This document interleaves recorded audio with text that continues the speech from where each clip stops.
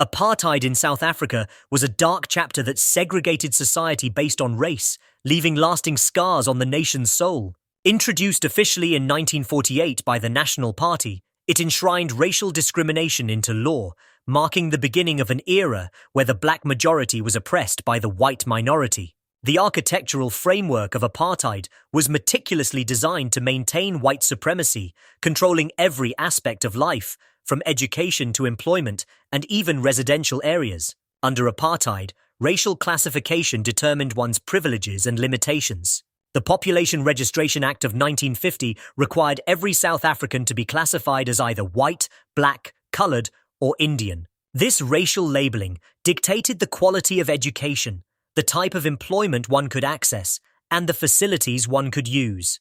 Townships like Soweto became symbols of black resilience and struggle as blacks were forcibly relocated away from urban centres.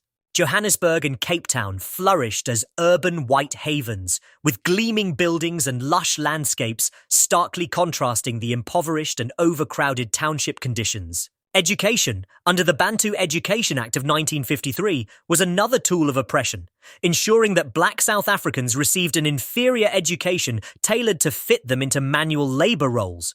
Black schools were underfunded and overcrowded, while white schools thrived with resources and well-trained teachers. The disparity in education was not just about access to knowledge. It was a strategy to sustain economic inequality across generations. The harshness of the regime fueled resistance movements. Defiant voices rose from every corner of the country, echoing through hidden radios, underground meetings, and global campaigns. Leaders like Nelson Mandela and organizations such as the African National Congress, ANC, led the charge, advocating for equality and justice.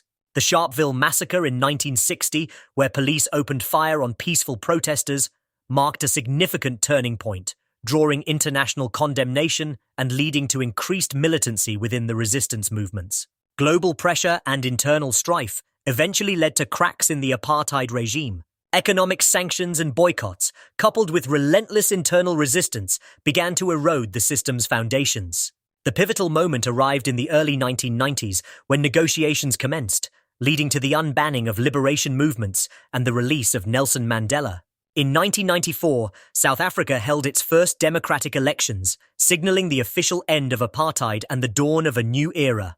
Despite the abolition of apartheid, its legacy lingers within the socio-economic landscape. The nation continues to grapple with inequalities rooted in its past. However, the resilience and courage of those who fought against apartheid offer a beacon of hope, reminding future generations that even the darkest periods of history can be overcome.